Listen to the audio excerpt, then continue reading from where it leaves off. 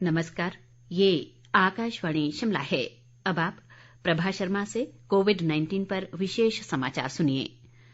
देश कोविड टीकाकरण अभियान के अंतर्गत 150 करोड़ टीके लगाने की दिशा में निरंतर आगे बढ़ रहा है। कोरोना वायरस का नया वेरिएंट मिलने से चिंताएं बढ़ी हैं। इसे देखते हुए श्रोताओं से हमारी अपील है कि यथाशीघ्र दोनों टीके लगवाएं और अन्य लोगों को भी टीके लगवाने के लिए प्रेरित करें। कृपया 3 सरल उपायों का पालन करें। मास्क लगाएं, 2 गज की सुरक्षित दूरी बनाए रखें, हाथ और चेहरा साफ रखें। कोविड से संबंधित किसी भी जानकारी और मार्गदर्शन के लिए राष्ट्रीय हेल्पलाइन नंबर 011-2397-8046 और 1075 पर संपर्क करें।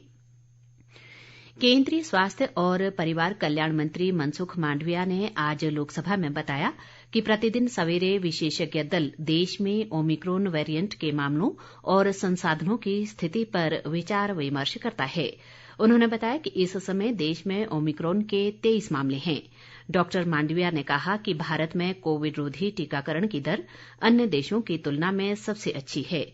उन्होंने बताया कि 86% पात्र लोगों को वैक्सीन की पहली डोज दी जा चुकी है। डॉक्टर मांडविया ने सदन को बताया कि देश को अपने वैज्ञानिकों पर भरोसा है। इन वैज्ञानिकों के अनुसंधान के बाद उनके सुझाव के आधार पर बूस्टर डोज के बारे में नीति बनाई जाएगी। उन्होंने बताया कि ओमिक्रॉन वेरिएंट पर टीके के असर के बारे में अध्ययन किया जा रहा है। देश में कोविड-19 से स्वस्थ होने की दर बढ़कर 98.36% हो गई है। कोरोना संक्रमण से अब तक 3,41,05,066 लोग स्वस्थ हो चुके हैं। मौजूदा समय में देश में कोरोना के सक्रिय मरीजों की संख्या 94,943 है। देश में कोरोना संक्रमितों की कुल संख्या 3,46,74,744 तक पहुंच गई है। संक्रमण से अब तक देश भर में 4,74,735 लोगों की मौत हो चुकी है। बीते 24 घंटों के दौरान देश में 8,503 नए मामलों की पुष्टि हुई है। आईसीएमआर के अनुसार देश भर में अब तक 65,32,43,539 लोगों की कोरोना जांच की जा चुकी है। पिछले 24 घंटों के दौरान 12,93,412 नमूनों की जांच की गई। राष्ट्रव्यापी कोविड टीकाकरण अभियान के तहत 1,31 करोड़ से अधिक टीके लगाए जा चुके हैं। स्वास्थ्य मंत्रालय ने कहा है कि कल देश में 67 लाख टीके लगाए गए। अभी तक 80 करोड़ 94 लाख लोगों को पहला टीका और 50 करोड़ 15 लाख लोगों को दोनों टीके लगाए गए हैं। राष्ट्रीय टीकाकरण अभियान के हिस्से के रूप में केंद्र सरकार राज्यों और केंद्र शासित प्रदेशों को निःशुल्क टीके उपलब्ध करा रही है। केंद्र ने ओमिक्रॉन संक्रमण को रोकने में सार्वजनिक स्वास्थ्य प्रणाली की तैयारी और राज्यों तथा केंद्र शासित प्रदेशों में टीकाकरण की प्रगति की समीक्षा की है।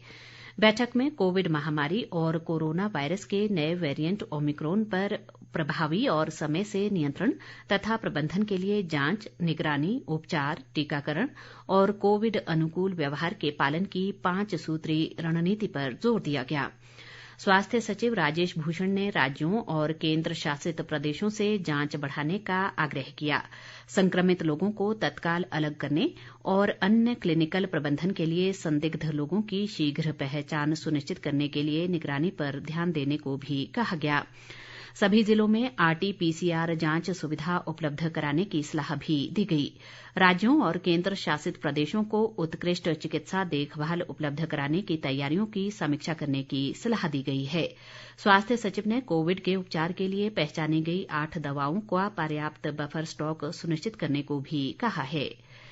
स्वास्थ्य मंत्री राजीव सैजल ने कहा है कि कोरोना महामारी की संभावित तीसरी लहर और ओमिक्रॉन के खतरे को देखते हुए प्रदेश सरकार ने सभी तैयारियां पूरी कर ली हैं। सोलन में पत्रकारों से बातचीत में उन्होंने कहा कि प्रदेश के सभी अस्पतालों में पर्याप्त मात्रा में बिस्तर व ऑक्सीजन उपलब्ध है। इसके साथ ही ये समाचार बुलेटिन समाप्त हुआ। नमस्कार।